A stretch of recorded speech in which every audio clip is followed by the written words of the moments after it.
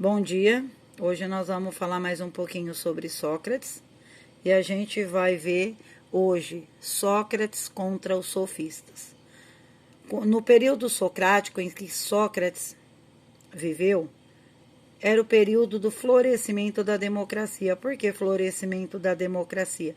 Era Sócrates, ele andava em praça pública, descalço, e pela sua humildade ele sempre questionava as pessoas. Com as suas palavras, o porquê, o que, porquê. Ele sempre deixava uma palavra de pensamento para que as pessoas pudessem pensar um pouco, refletir sobre seus atos, sobre suas ideias. Esse período em que Sócrates existiu, o período socrático, foi o período do florescimento da democracia. Por que período do florescimento da democracia? Democracia é liberdade, liberdade de pensar, liberdade de realizar seus atos sem que ninguém fique te cobrando tanto ou o impeça. Como, por exemplo, no período da ditadura militar, onde não temos liberdade. E Sócrates lutava contra os sofistas. Sofistas eram filósofos do período da Grécia Antiga, pessoas que praticamente faziam com que as pessoas pensassem e agissem da forma que eles queriam.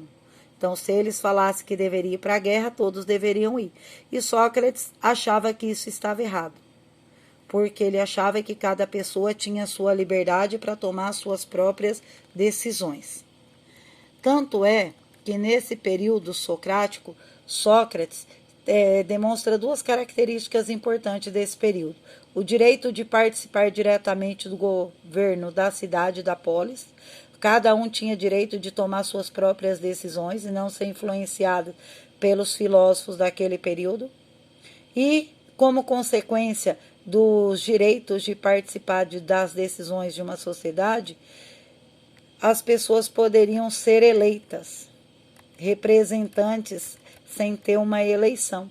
As próprias pessoas podiam escolher as pessoas que fossem governar, desde que essas pessoas discutissem entre os grupos antes e tomassem uma decisão coletiva.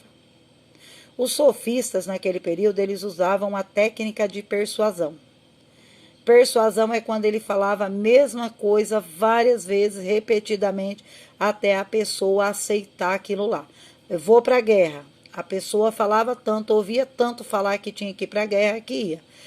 Eu não posso votar. A pessoa ouvia tanto falar que não pode votar que acabava cansando e não querendo votar. Então, as pessoas do período da Grécia Antiga, eles eram praticamente obrigados a pensar da forma que os políticos e a igreja queriam.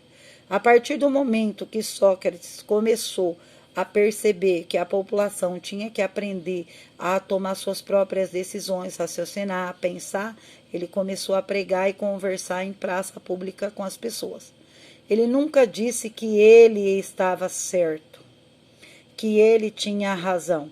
Ele sempre deixava um questionamento para que as pessoas pudessem pensar sozinhos. Porque Sócrates ele não queria tirar vantagem de ninguém como os filósofos. Sócrates tinha duas proposições, ele propunha duas coisas.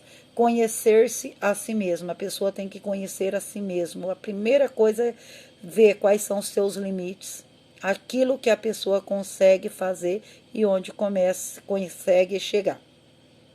A partir do momento que a gente tiver um autoconhecimento, nós vamos parar de ser ignorantes. E para Sócrates, o importante era que a ignorância parasse de existir. Até porque naquele período todo mundo ia de acordo com a igreja. É claro que existem diferenças. Tanto é que existe a diferença entre opinião e conceito. A opinião ela pode ser influenciada por outras pessoas.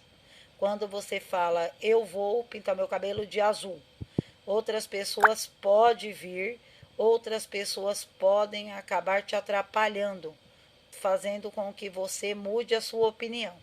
E o conceito não.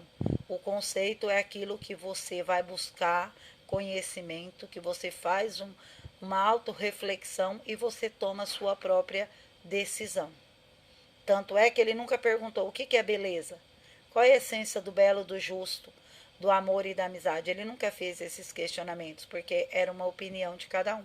E cada um tem a sua própria opinião. O que é belo para mim não é belo para os demais.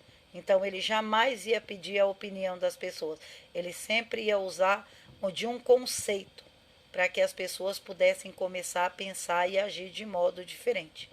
Tanto é que toda a vida, todo o trabalho, todos os valores compostos por Sócrates, ele foi e está na obra Apologia de Platão.